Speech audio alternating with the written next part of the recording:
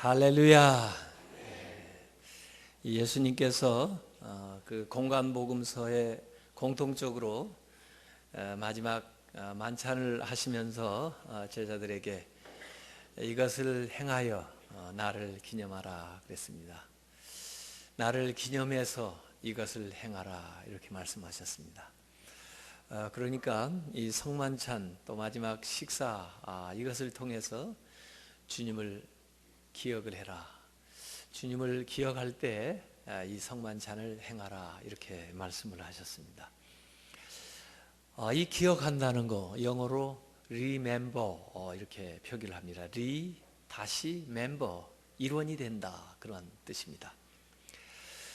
그러니까 이미 2000년 지난 사건이라 할지라도 우리가 이 성만찬을 행하면서 주님을 기념할 때 그 자리에 참석했던 사람들의 일원이 되는 것입니다.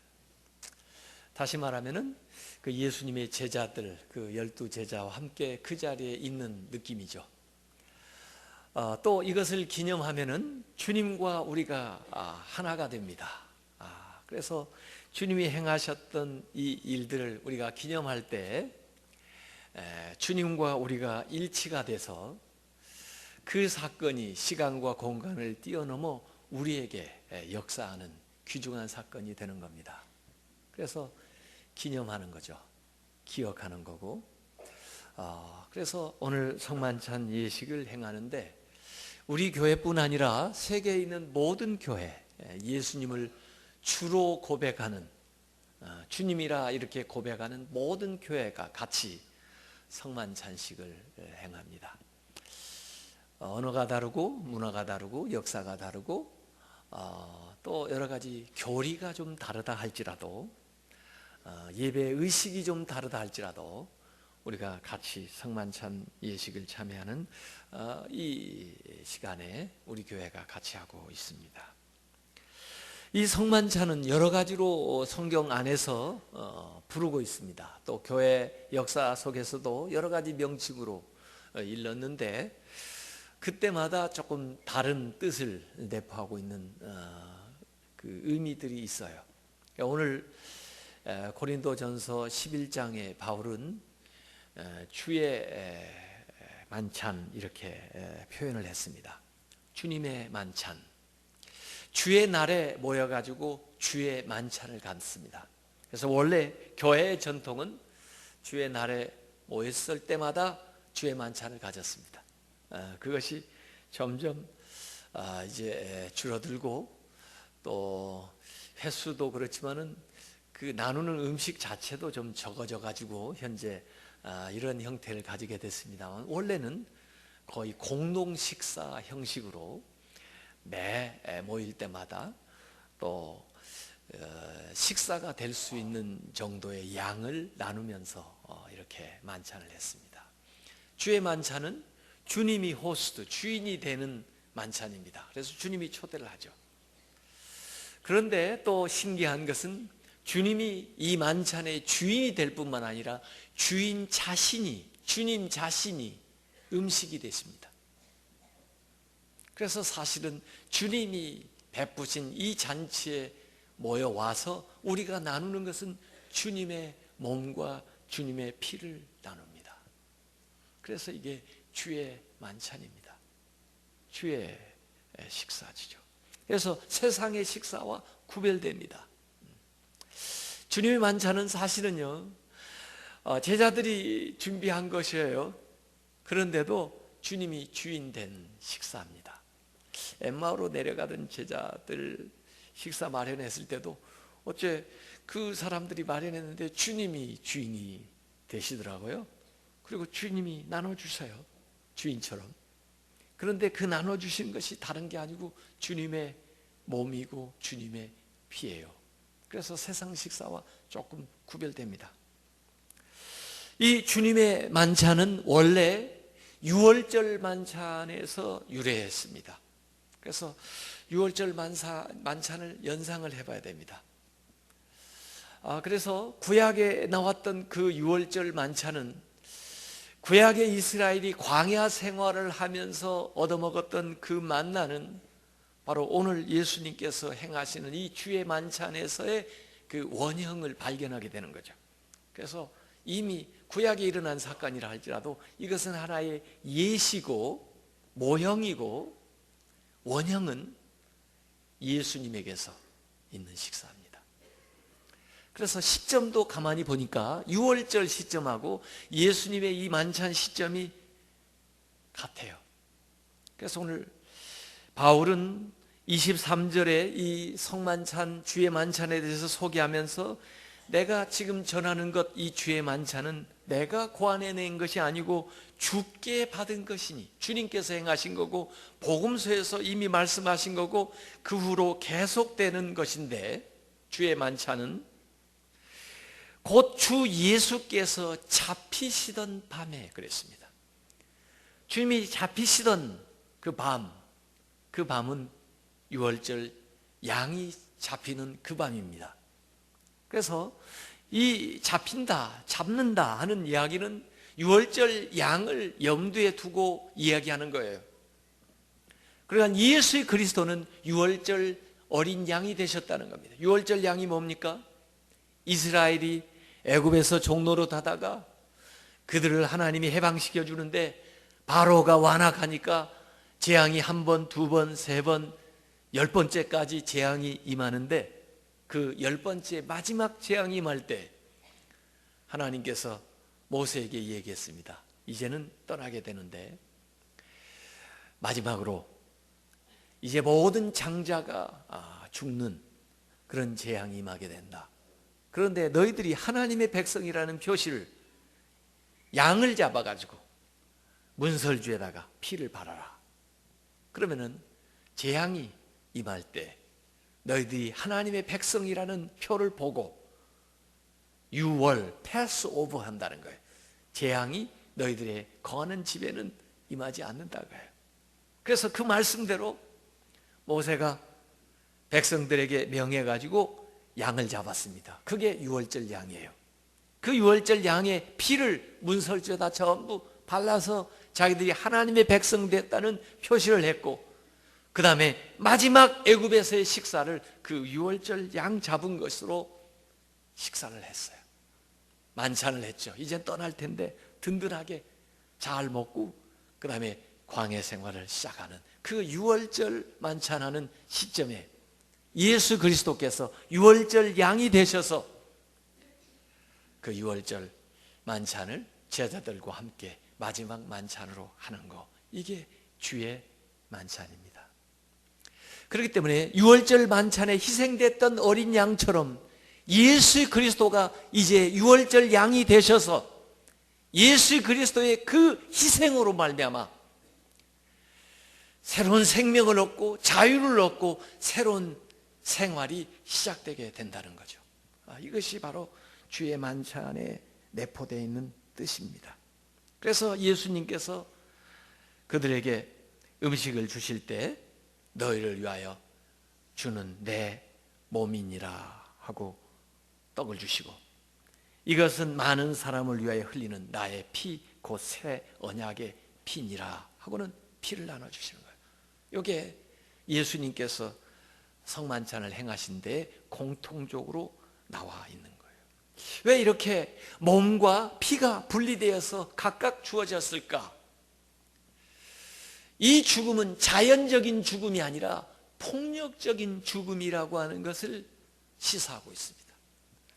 자연 상태로 돌아가시게 되면 어때요? 곱게 아름답게 잠자는 것처럼 이렇게 인종을 보게 됩니다, 보편적으로.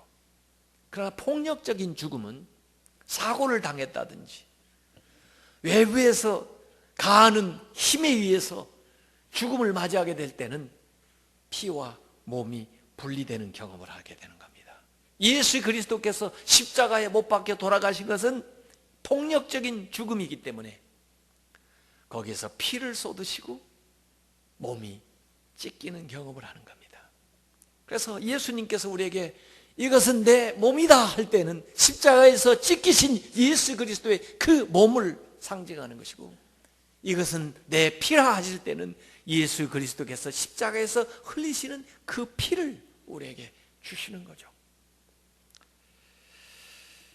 세상 말에 그런 말이 있습니다. 눈물 젖은 빵을 먹어보지 않은 사람과는 인생을 논하지 마라. 근데 그 말이 원래 괴테 그 장편 소설 뷰헤르 마이스터의 수업 시대 거기에 나오는 그 하프 타는 노인의 그 노래에 나오는 가사예요. 그래서 슈베르트도 이 가사로 곡을 붙여가지고 한 곡도 있고 또 뭐 여러 사람들이 그 곡을 붙인 걸 아는데 가사는 그렇게 나옵니다. 눈물에 젖은 빵을 먹어보지 않은 자, 슬픔에 찬 밤을 눈물로 치새어보지 않은 자, 이들은 하늘의 힘을 알지 못합니다. 뭐 이런 가사예요. 어쨌든 눈물 젖은 빵, 이 고난, 고초, 인생에서 실패를 맛본 사람만이 인생을 바로 또 조언해 줄 수 있고 인생의 폭과 깊이를 더한 삶을 산다, 뭐 그런 뜻일 텐데, 예수 그리스도는 눈물 젖은 빵이 아니라 피 묻은 빵이에요. 우리가 먹는 이 예수 그리스도의 성찬은 피 묻은 빵입니다. 예수 그리스도의 피와 그 찢기신 몸을 우리가 받아들이는 겁니다. 사실 식사 이렇게 얘기하면, 식사라고 하는 것은 잘 근원적으로 원시적인 식사를 우리가 생각해 보면 어떤 생명이 또 다른 생명을 위해서 희생하는 것이 식사입니다. 지금은 조리하는 과정, 또 요리하는 사람과 먹는 사람이 이렇게 별도로 떨어져 가지고 그냥 식탁에 차려진 음식을 우리가 먹으면서 그걸 잘 몰라요. 그런데 사실은 우리가 먹는 것은 또 다른 생명입니다. 이 또 다른 생명을 우리가 먹음으로써 우리의 생명을 유지해 나가는 거예요. 그러면 최소한 우리는 그 생명 앞에 부끄러움 없는 삶을 살아야 됩니다. 우리를 위해서 지금까지 수없이 많은 생명들이 희생을 당한 거예요. 식물도요, 대단한 생명력을 가지고 있습니다. 이번에 제가 뉴욕에 가가지고 그 센트럴 파크에 가서 좀 글을 써보려고 벤치에 앉아서 글을 쓰고 있는데요, 갑자기 이 상수리 도토리가 머리를 툭 치는 거예요. 그걸 가만히 보니까 제가 앉아있는 벤치 위에 상수리 나무가 없는데 어떻게 여기 날라왔나 하고 보니까 한 10m쯤 떨어져 있는데 큰 상수리 나무가 있는데 거기서 날라오는 겁니다. 여러분 잘 관찰해 보십시오. 내가 그래서 가서 관찰해 봤어요. 상수리 나무가 아래로 수직으로 떨어지는 게 아니고요, 평평 날라옵니다.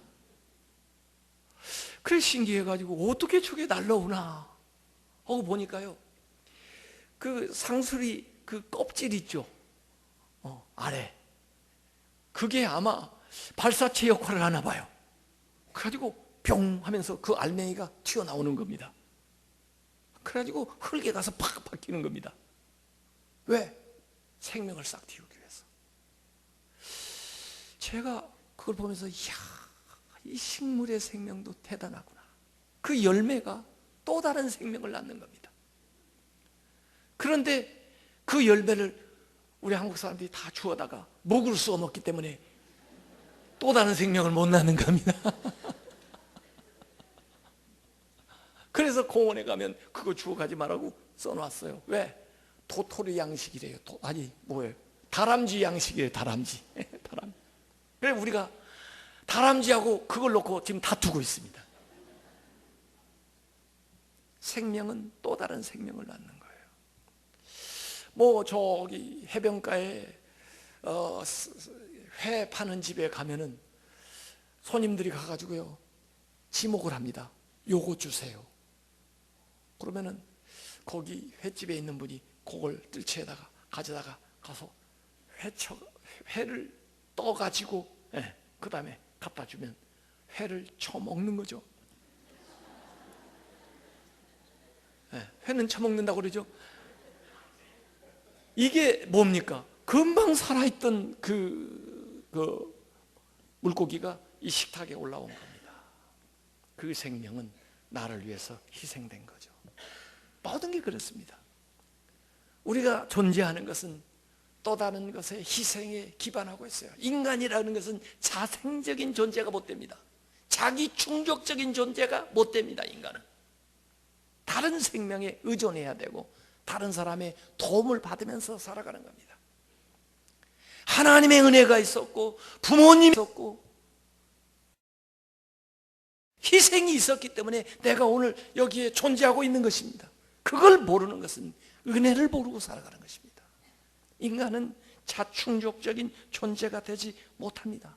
스스로 족함을 얻을 수 없어요. 자족적인 존재가 아니에요. 우리가 얻는 이 생명은 내 안에서 발생했다기보다는 밖에서 주어진 것입니다. 하나님을 통해서 생명이 주어졌고 부모님을 통해서 생명이 주어졌고 지금도 밖에서 공급되는 것들을 가지고 이 생명을 유지해 나가고 있는 겁니다. 그래서 생명은 또 다른 생명을 낳는 거죠. 죽음으로써 생명을 낳는 것입니다. 성경에 나와 있는 족보는 그 사람이 죽음으로써 또 다른 생명을 낳고 그가 또 죽음으로써 또 다른 생명을 이어나가는 역사입니다.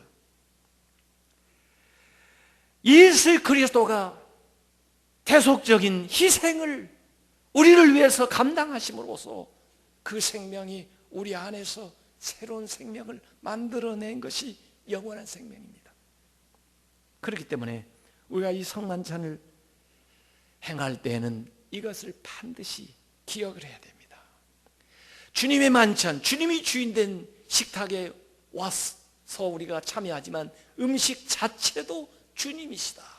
우리가 주님을 먹고 마시는 거다 하는 거예요. 그렇기 때문에 바울은 이 성만찬에 참여하는 사람들에게 주의할 사항들을 담보하고 있습니다. 고린도전서 11장 28절에 사람이 자기를 살펴야 된다. 과연 내가 이 음식을 먹기에 합당한 사람인가? 자신을 살피라는 거예요. 회개하라는 거죠. 자기를 살피고 그 후에야 이 떡을 먹고 이 잔을 마실진지라. 29절에 이어서 주님의 몸을 분별하지 못하고 이게 주님의 몸이라고 하는 것, 주님의 그 희생에 기반해서 나에게 주시는 것이라고 하는 것을 분별하지 못하고 먹고 마시는 자는 자기의 죄를 먹고 마시는 것이니라 그랬습니다. 여기 죄라는 얘기가 나옵니다.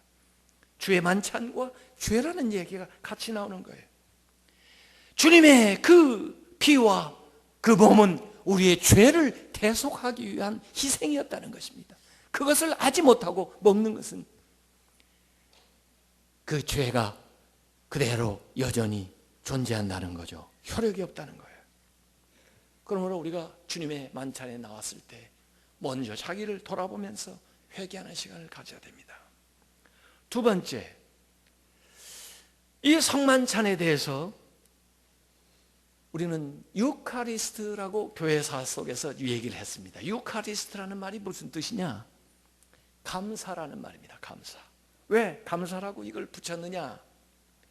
예수님께서 성만찬식을 행하실 때 감사하셨습니다. 감사기도 하셨어요. 사실 성경에 예수님이 감사라는 말을 직접 하신 것을 여러분이 한번 찾아보세요. 요새는 단어 가지고 서치도 되니까요. 복음서를 한번 딱 찍어보면요, 사실은 많이 안 나옵니다. 감사가 그렇게 중요한 말인데도 불구하고 예수님이 직접 감사라는 말을, 그런 뜻을 얘기한 경우는 많이 있었지만은 감사라는 단어를 딱 얘기하신 경우는 사실은 여기 주의 만찬을 할 때 언급되어 있습니다. 그래서 마태복음 26장 27절에, 마가복음 14장 23절에, 누가복음 22장 17절 19절에 보면은 감사기도 하시는데 떡을 떼어서 감사기도 하시고 주셨어요. 잔을 떼어 하늘 우러러 감사기도 하시면서 주셨어요. 그래서 대감사라고 얘기를 합니다. 감사 중에 가장 큰 감사. 여러분, 우리가 음식을 넣고 감사하면은 이게 성찬이 되는 거예요. 사실 거기까지 도달할 동안에는 사람들의 노동과 사람들의 수고와 일상의 식사와 다를 바가 없지만 예수님께서 그걸 놓고 감사기도 하실 때 그것이 성찬이 돼서 예수님의 몸으로 우리에게 주어지고 예수님의 피로 우리에게 주어지는 겁니다. 감사기도 할 때 거기에서 역사가 일어나요. 오병이어의 이적을 행할 때에도 사실 어린아이의 보잘것없는 음식이었지만은 예수님께서 그걸 들어서 하늘 우러러 감사기도 하시고 떼어주실 때 거기에서 이적이 일어나고, 그것이 이 육신의 양식뿐만 아니라 생명을 나누는 영원한 양식이 되어 우리에게 주어지는 거죠. 그래서 우리가 이 성만찬 예식을 행할 때뿐만 아니라 일상 가정에서 식사할 때 감사기도를 하는 겁니다. 여러분이 식탁에 앞쳐서 집에서 준비한 음식이지만은 감사기도 할 때 이 음식이 성찬이 돼요. 식당에서 구입해서 먹는 음식이지만 그 음식 앞에서 여러분이 감사기도 할 때 그 음식이 성찬이 됩니다. 그래서 육신의 양식만을 공급하는 것이 아니라 여러분의 마음과 여러분의 영혼을 살리는 양식이 되는 거예요. 식사 때마다 예수님이 식사를, 여기 공관복음에 나와 있는 마지막 식사도 그렇지만은 또 오병이어의 이적을 행하실 때, 칠병이어의 이적을 행하실 때, 또 엠마오에서 그 식사를 하실 때, 마지막 디베리아 바닷가에서 식사하실 때, 이때에 공통적으로 나오는 4가지 동사가 있습니다. 이 4가지 동사가 굉장히 중요해요. 이 식사를 거행하면서 나오는 건데, 우선 가지사, 취하시는 겁니다. 누가 가져와서 대접을 했든지 베풀어 놨든지 그것을 taken, 취하시는 거예요. 그런 다음에 그 취한 것을 가지고 bless, 축복하시는 겁니다. 감사하시는 거예요. 하나님께 감사해요. 그런 다음에 그것을 broken, 떼어 부십니다. 깨트립니다. 그 다음에 given, 주는 거예요. 이 4개의 동사가 연속적으로 나와 있습니다. 그럼 우리가 그 사이클 속에 사는 거죠. 우리가 주님 앞에 가지고 나와야 주님이 취하죠. 뭘 가지고 나옵니까? 하나님 앞에 예물도 가지고 나오고, 우리가 자랑스러운 것도 가지고 나오고, 잘한 것도 가지고 나오지만은 또 무엇도 가지고 나와야 됩니까? 우리의 약점도 가지고 나와야 되고, 우리의 문제도 가지고 나와야 되고, 우리의 죄도 가지고 나와야 되고, 우리의 허물도 가지고 나와요. 그걸 주님께서 taken, 가져가시는 거예요. 그런가 하면 그걸 놓고 기도하시는 겁니다. 축복하시는 거예요. 감사하시는 겁니다. 너는 왜 이것밖에 못 가져왔니?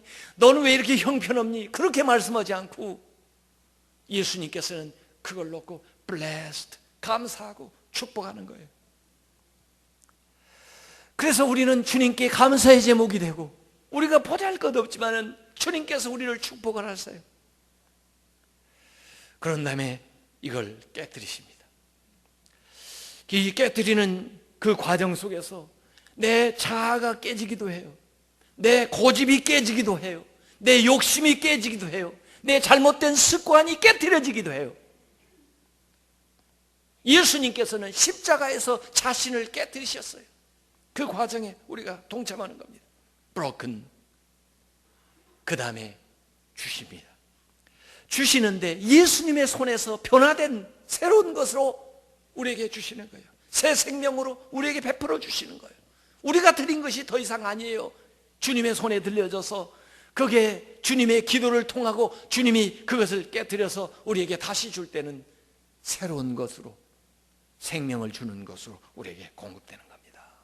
예수님이 그러한 과정의 삶을 살았던 것이 십자가예요. 하나님께 취한 바 되어서 하나님께 감사하면서 십자가에 나가시고, 그리고 십자가에서 자신을 깨뜨리시고, 그리고 그 피와 그 몸을 우리에게 나눠주신 것, 그것이 바로 십자가 사건이에요. 오늘 우리에게도 이렇게 삶으로서 예수님을 기념하라 하세요. 그 삶을 살아가는 것이 성찬의 삶을 사는 거예요. 그러나 우리의 삶은 대부분 앞에 2단계에 머물러 있습니다. 주님께 나아가서 주님이 우리를 취하는 건 우리가 기뻐합니다. 그래서 우리 죄도 내려놓고 우리의 연약함도 내려놓고 주님께 용납받는 걸 기뻐하죠. 그리고 주님의 축복을 blessed 받는 것도 기뻐해요. 감사해요. 이것은 하나님의 자녀가 되는 겁니다. 그런데 거기에서 머무르지 말고 나아가야 돼요. 나를 깨뜨리고 내 고집을 깨뜨리고 그리고는 다른 사람들에게 나의 삶이 공급되는, 나누어지는, 베푸는 삶으로 나가야, 그게 제자입니다. 앞에 두 단계는 자녀 되는 거고 뒤에 두 단계는 제자 되는 거예요. 그 삶이 우리에게 나아가야 되는데, 우리는 주님께 용납받고 복받는 건 좋아하지만 나를 깨뜨리고 다른 사람을 위해서 내가 베풀어지는 것에 대해서는 별로 좋아하지 않는 경우가 많아요. 그러나 예수님은 그 길을 갔죠. 제가 신학대학원에서 학생들을 가르칠 때 생명윤리를 가르치면서 그런 얘기를 했습니다. 우리가 성찬의 삶을 한번 살아보자. 이것을 행해서 나를 기념하라 주님이 그러셨는데 우리는 왜 행하지도 않고 기념한다고만 하니? 그럼 어떻게 행하는 거예요? 이건 내 피다, 예수님이 하신 것처럼 우리 여기 아래 세종병원에 가가지고 우리 전부 이 피 검사해가지고 거기 심장병 수술하는 사람 때로 피가 필요할 때 여기 내 피니, 그래서 우리 헌혈하는 거 거기 자원하자. 또 골수 이식 필요한 사람 있으면 우리가 그걸 나눠주자. 이건 내 피니. 어떻게 이 몸을 줌으로써 주님을 기념을 해요? 아이, 살아있는데 말이에요. 그러면 우리가 사후에 우리 몸을 만약에 뇌사 상태에 빠졌다든지 교통사고 뭐 해서 장기 쓸 수 있다면 사후라도 기증하는 게 직함을 하자. 이것을 행함으로 주님을, 사실 예수님께서 생명을 주셨는데 우리에게 뭘 못 주시겠어요? 우리가 생명까지 헌신한다고 그러면 뭘 못 나누겠어요? 여러분, 이 요한복음에는 참 이상하게 최후의 만찬하는 모습을 자세하게 공강복음서처럼 묘사를 안 했습니다. 대신에 사실 요한은 예수님 가장 옆에 있었고 그 만찬 자리에 있으면서 예수님하고 유일하게 뭔가 눈짓을 주고받으면서 했던 분인데 왜 그걸 모르겠어요? 그런데 그걸 자세하게 공강복음서처럼 기록을 안 해요. 대신 예수님께서 식후에 제자들의 발을 씻긴 이야기를 더 길게 기록을 해놨습니다. 이 성만찬의 의미를 어떻게 보면 발을 씻는 의미에다가 더 갖다 부어놓은 거예요. 섬겨야 된다, 서로 사랑해야 된다, 서로 믿어야 된다. 이것을 예수님께서 이 식사 자리를 통해서 강조하는 것으로 요한은 이해를 하고 있는 거예요. 그리고 요한은 이 성찬이라는 것은 한 번 어느 시점에 이루어지는 그 식사가 아니고 일상생활 전체가 성찬이 돼야 된다는 의미를 우리에게 얘기하는 거예요. 그러니까 예수님의 생애 거의 전반부에 나오는 오병이어의 사건을 얘기할 때 이미 성찬의 의미를 오병이어의 사건에 담아가지고 얘기를 합니다. 내가 생명의 떡이다, 나는 하늘에서 내려온 떡이다, 이런 말씀하시는데 요한복음 6장 53절부터 보면은 58절까지 이건 마지막 만찬 때 하셔도 될 말씀을 거기 오병이어의 이적을 행하신 다음에 예수님이 하시는 거예요. 내가 진실로 진실로 너희에게 이르노니 인자의 살을 먹지 아니하고 인자의 피를 마시지 아니하면 너희 속에 생명이 없느니라. 내 살을 먹고 내 피를 마시는 자는 영생을 가졌고 마지막 날에 내가 그를 다시 살리리니 내 살은 참된 양식이요 내 피는 참된 음료로다. 내 살을 먹고 내 피를 마시는 자는 내 안에 거하고 나도 그의 안에 거하나니 살아계신 아버지께서 나를 보내심에 내가 아버지로 말미암아 사는 것 같이 나를 먹는 그 사람도 나로 말미암아 살리라. 이것은 하늘에서 내려온 떡. 조상들이 먹고도 죽은 그것과 같이 아니에요. 조상들은 이스라엘 사람들이 광야에서 만나를 먹었던 걸 상기시켜 주는 거죠. 이 떡을 먹는 자는 영원히 살리라. 유월절 만찬의 그 어린 양도 광야에서 먹었던 그 만나도 바로 이 예수 그리스도를 의미한다는 거예요. 지금 나누는 이 오병이어의 이 떡, 이것도 앞으로 예수님께서 십자가에 당하실 그 십자가의 고난을 통해서 주시는 몸과 피를 의미하고 있다고 하는 것을 예수님께서 이미 여기 요한복음 6장부터 얘기를 하고 있는 거죠. 이 성만찬에 대한 세 번째 신학적으로 또 우리 교리적으로 말하고 있는 것은 커뮤니온이라고 얘기합니다. 커뮤니온이라고 하는 말은 원래 참여한다 그 말입니다. 코이노니아라고 하는 뜻하고 같아요. 코이노니아 have a common things, 공통의 것을 나누고 쉐어하는 공통의 것을. 공통의 것이 뭐냐? 우리에게 공통 분모가 뭐냐? 예수 그리스도의 생명이에요. 그걸 나누는 겁니다.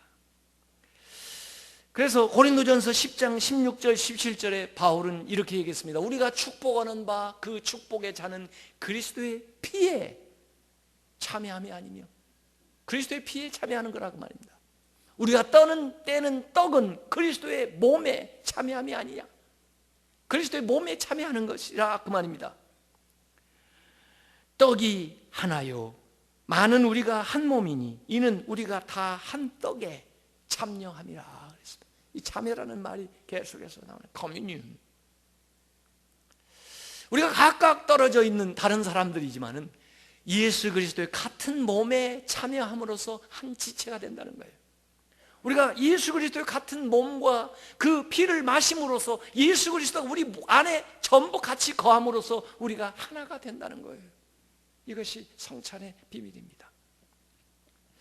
제가 지난주에 말레이시아에 다녀왔어요. 말레이시아에 가서 깜짝 놀랐습니다. 이전에는 그저 말레이시아 변두리를 좀 다녔는데 이번에는 그 도시의 수도에 가가지고 거기에 선교 본부, 그리고 현지 교회, 또 힌두교에서 기독교로 개종해서 그 다음에 힌두교인들을 위해서 사역하는 현지 사역자, 모슬렘권에서 기독교로 개종해서 모슬렘 사람들을 사역하는 그분들을 모셔다가 세미나를 하고 같이 이야기를 나눴는데 말레이시아 교회가 대단한 교회예요. 그리고 그들에게 역사하신 하나님 참으로 위대하신 하나님이에요. 이전에 왠지 모르는 한국 교회에 대한 우월감이 있었는데 이번에 가가지고 그게 여지없이 다 깨져 버렸어요. 모슬렘권에 선교하려면 이분들하고 손잡고 해야 되겠다. 이분들을 앞세우면서 하고 우리는 뒤에서 기도하고 할 수 있으면 물질적인 후원을 하는 것으로서 서로 연합해서 일해야 되겠다는 생각을 했어요. 처음부터 끝까지 우리가 할 수 없어요. 힌두교를 선교하려면 여기 있는 이분들을 앞세워서 그쪽에 사역을 하면서 우리가 연합체를 형성해가지고 뒤에서 그분들의 사역을 뒷받침하고 기도하는 역할로서 하나님 나라를 이루어 나가야 되겠다는 생각을 했어요. 우리 개신교회가 힘을 잃어버린 것은 각각 뿔뿔이 흩어져서 자기가 처음부터 마지막까지 모든 것을 다 해보려고 하니까 되지를 않습니다. 한 몸 되게 하나님의 같은 일에 같이 참여하면서 연합해가지고 일해 나가는 거. 이번에 제가 미국에 가서 뉴욕에 가가지고 놀란 사실은요, 여러분 어느 나라 빵이 유명한지 아십니까? 빵. 파리, 저기 블란서 빵, 뉴욕, 미국에서 만드는 빵 들어보셨어요?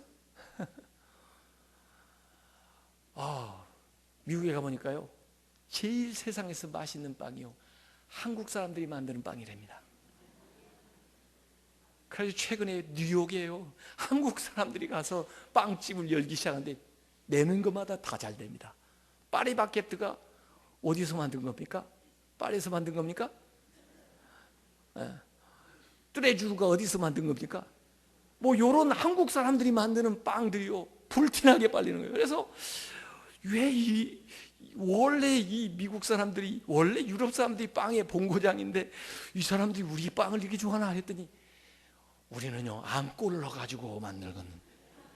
그 사람들은 빵에는 앙꼬가 없어요. 우리는 무슨 크림을 넣어가지고 해주니까 그 사람들은 그게 없으니까요 빵에다가 버터를 바른다, 잼을 바른다. 근데 이게 복잡하기도 하고 그거 발라봤자 그 맛이 나옵니까? 그래가지고 한국 빵집이 잘 되는 거예요. 그 미국에 가서 이민하시려면 가서 빵집을 여세요. 빵집. 예. 그런데 이 빵을 만드는 거 저 잘 모릅니다만은 이 재료를 갖다가 놓으면 밀가루도 있을 거고 밀가루 찍어서 먹어보세요. 맛있어요? 또 무슨 뭐 거기에 뭐 이스트 같은 거 들어갑니까? 뭐 그거 찍어서 먹으면 맛있어요? 소금 맛있어요? 물 맛있어요? 재료가 하나하나 찍어 먹으면 맛이 없어요. 그런데 이걸 다 모아가지고 일정 비율로 해서 반죽을 잘 해가지고 그 다음에 발효를 잘 시켜가지고 그 다음에 그걸 구워내면은 아주 색다른 맛, 이 재료 하나하나에서 볼 수 없었던 깜짝 놀란 맛이 이 빵에서 나오는 겁니다. 그게 뭐예요? 연합이에요. 그게 한몸 되는 것입니다. 초대교회 사람들이 미미하고 보잘것없는 사람들이 모였지만은 그리 엄청난 힘을 낼 수 있었던 것은 연합입니다. 한몸 될 때, 그리스도 안에서 하나가 될 때 그들에게 놀라운 능력이 나타나는 것을 믿으시길 바랍니다. 지금 한국교회는 지금 신자들 너무나 강해져 가지고 너무나 실력이 있어 가지고 혼자 나가는 거예요. 자기 힘으로 하는 거예요. 그렇기 때문에 그 역사가 안 일어납니다. 그래서 이 성만찬을 통해서 우리는 같이 참여하는 거예요. 부족한 사람은 부족한 대로 그 모습대로 나와서 참여하고, 많은 것을 가진 사람은 그 많은 걸 가지고 나온 대로 참여해서 같이 나누는 거예요. 이 참여의 정신이 굉장히 중요한데, 아마 초대교회도 시간이 지나면서 참여의 정신이 점점 퇴색이 됐던 것 같아요. 그래서 바울은 이 고린도전서 11장에 그 참여 정신이 결여되고 식탁을 나눠서 밥상을 나눠가지고 따로따로 먹고 지내는 그 분파하는 모습, 분쟁하는 모습들을 여기에 강하게 지적하면서 그것은 자기 만찬이지 주의 만찬이 아니다 라고 바울이 선언을 하고 있는 겁니다. 오늘 우리가 주의 만찬을 가지려면 빈부귀천 구별 없이 하나님 앞에 나와서 한 밥상에 둘러앉아가지고 그 밥상 공동체를 이루어 나가는 것이 진짜 주님이 원하는 주의 만찬의 정신입니다. 여러분, 어떤 식사가 제일 맛있어요? 여러분, 무슨 음식을 제일 좋아하세요? 사람들은 제가 어디 강사하러 가면 저한테 전화해가지고 물어보더라고요. 무슨 음식을 좋아하세요? 어떤 게 준비할까요? 그런데 제가 제일 좋아하는 음식은요, 제 가족들하고 먹는 음식이에요.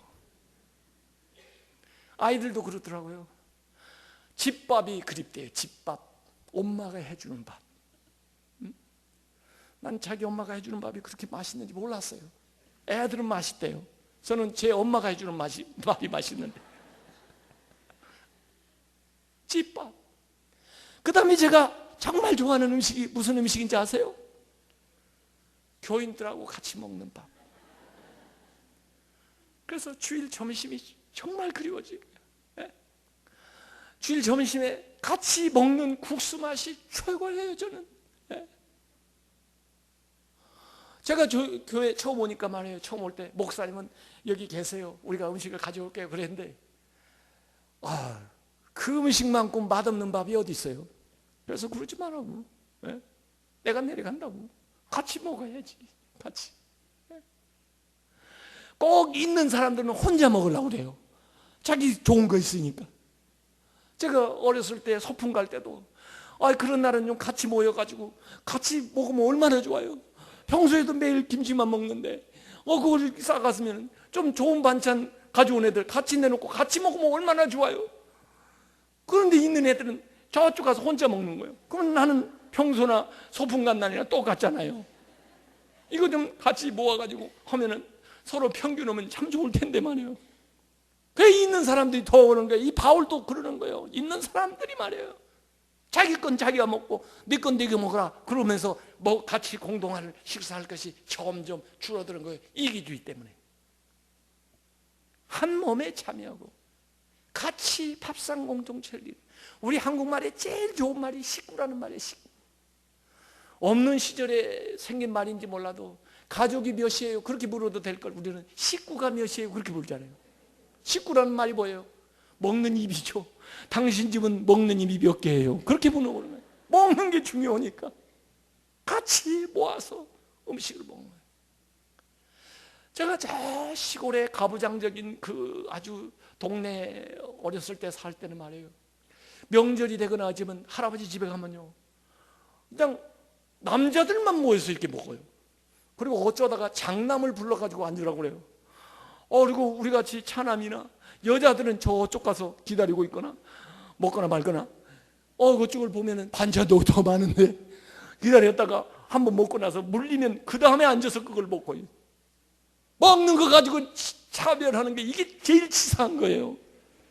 같이 먹고 살지, 같이 좀 나눠 먹고 살고, 이게 참여하는 건데, 교회 안에서 이 참여가 안 되면 세상에서 어떡합니까? 교회에 있는 분들은 더 헌금도 더 하고 더 많이 내놓고, 없는 분들은 와서 젓가락만 가지고 와서 먹고, 그게 교회지, 그게 하나님의 나라지. 자기 거 자기 먹으면은 세상이지, 그게 어떻게 하나님 나라입니까? 그래서 교회는 있는 사람들은 더 많은 책임을 감당하는 거예요. 없는 사람은 와서도 교회 와서 최소한의 해결을 할 수 있는 거예요. 어떻게 나라가 사람들을 다 구제하고, 나라가 어떻게 복지 정책을 써가지고 사람들을 다 잘 먹게 살게 합니까? 그 사람들이 돈이나 벌기나 합니까? 벌어본 적이나 있습니까? 못할 일입니다. 참여해야 되는 거예요. 마지막으로 이 주의 만찬을 사크라멘트라고 얘기했어요. 사크라멘트라고는 말은 성례전인데, 원래 라틴어 사크라멘툼이라는 말에서 왔어요. 사크라멘툼이라고 하는 것은 로마 병정들이 전쟁터에 나가기 전에 황제에게 충성을 맹세하는 거예요. 황제에게 잔을 들어서 내 목숨 바쳐서 당신을 지키겠습니다, 내 이 나라 위해서 이 목숨을 바치겠습니다. 사크라멘툼, 이게 성찬이에요. 원래 그래서 성례전은 우리가 예배를 파하면서 세상으로 나아가면서 주님에게 우리의 몸과 뜻과 생명을 다해서 충성을 하리라는 것을 다짐하는 것이 이게 성례전입니다. 그래서 성경에도 이것은 내 피로 세우는 새 언약이다, New Covenant, 예수님의 피로 세우는 새 언약이에요. 세상에서 혈맹지교, 피를 가지고 서로 섞어가지고 우리는 피를 나눈 의형제야, 변치 말고 우리 맹세를 지키자 그러는데, 우리는 성만찬 예식을 행하면서 예수 그리스도의 피를 통해서 새 언약을 맺는 건데, 마음과 뜻과 생명과 목숨을 다해서 주님을 위하고 주님의 나라를 위해서 충성을 다하겠습니다, 그것을 다짐하는 것이 성례전입니다. 그러면서 오늘 이 고린도전서 11장 26절에 너희가 이 떡을 먹으면서 이 잔을 마실 때마다 주의 죽으심을, 주의 십자가를 그가 오실 때까지, 재림할 때까지 전하는 것이니라.